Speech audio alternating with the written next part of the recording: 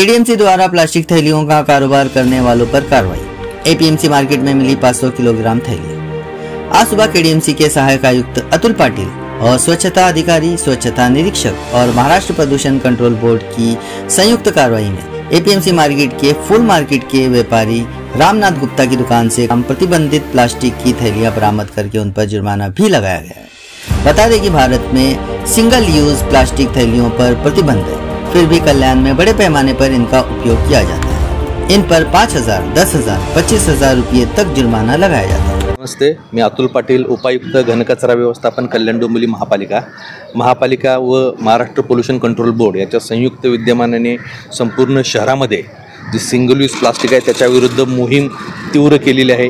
याबाबत आम्ही मागच्या आठवड्यातच एक महापालिकेमध्ये बैठक घेऊन MPCPचे अधिकारी, आपल्या महापालिकेचे सर्व आमचे स्वच्छता अधिकारी, सगळे स्वच्छता निरीक्षक यांची कंबाईन बैठक घेऊन जे सिंगल यूज प्लास्टिक आहे ते शहरातून पूर्णतः प्रतिबंधित आहे।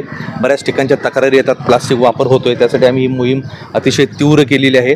याच्यामध्ये आमचे सर्व अधिकारी तसेच महाराष्ट्र पोल्यूशन कंट्रोल बोर्डचे या स्तरावरील सर्व अधिकारी याच्यामध्ये सामील झालेले आहेत। आज आपला APMC मार्केटमध्ये जो फुल बाजार आहे त्याच्यामध्ये आपल्या या संयुक्त टीमने भेट दिली आणि त्या भेटीमध्ये टेम्पोमध्ये की जवळजवळ हे 250 ते 300 किलो 500 किलोपर्यंतचं जे प्लास्टिक आहे तर ते सिंगल यूज प्लास्टिक आपण पाहतोय हे सापडलेलं आहे।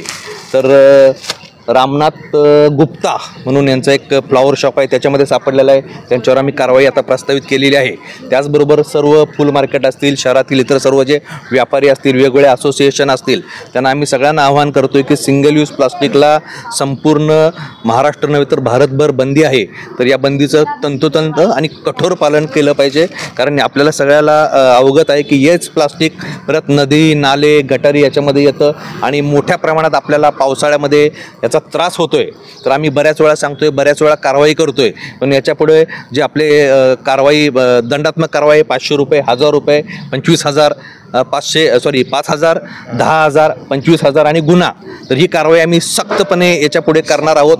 जर कोणी आम्हाला सापडला याच्यामध्ये तर त्याच्यावर सक्त कारवाई होईल। इव्हन पोलीस स्टेशनला गुन्हे दाखल करू आम्ही आणि नंतर कोर्टामध्ये याच्यामध्ये आम्ही सर्वांना खेचणार आहोत। तर सर्वांनी दक्षता घ्यावी, त्याच्याऐवजी ज्या कागदी पिशव्या असतील किंवा कापडी पिशव्या असतील याचा संपूर्णपणे वापर करण्यात यावा आणि ही मोहीम इथून पुढे तीव्र होईल। आपल्या पोल्यूशन कंट्रोल बोर्डाचे कुलकर्णी साहेब आहेत, कदम साहेब आहेत, राजपूत साहेब आहेत, सर्व अधिकारी इथे उपस्थित आहेत आणि आमच्या महापालिकेचे पण मुख्य स्वच्छता अधिकारी देगलूरकर साहेब आहेत, आमचे स्वच्छता अधिकारी किस्मतराव साहेब, आमची जी स्वच्छता निरीक्षक यांची टीम आहे। तर ह्या सर्वांनी इथून पुढे आम्ही सख्तपणे कारवाई करणार आहोत। माननीय आयुक्त महोदय यांच्याकडूनही आम्हाला सक्त निर्देश आहेत की शहरामधील सिंगल यूज प्लास्टिक हे आपल्याला पूर्णतः बंद करायचं आहे। आमचे अतिरिक्त आयुक्त साहेब यांच्या अध्यक्षतेखालीच आपण परवा जी बैठक घेतली होती त्याच्यामध्ये सर्व वॉर्ड ऑफिसर आणि सर्व टीमना याबाबत कारवाईचे सक्त निर्देश देण्यात आलेले आहेत। हे जप्त केलेलं प्लास्टिक आपण एकतर RDF म्हणून किंवा त्याचं रिसायकलिंग होतं का याची पाहणी केली जाईल। MPCB आम्हाला त्याच्यामध्ये मदत करेल, त्याच्यानंतर त्यावर पुढील प्रक्रिया याच्यावर केली जाईल।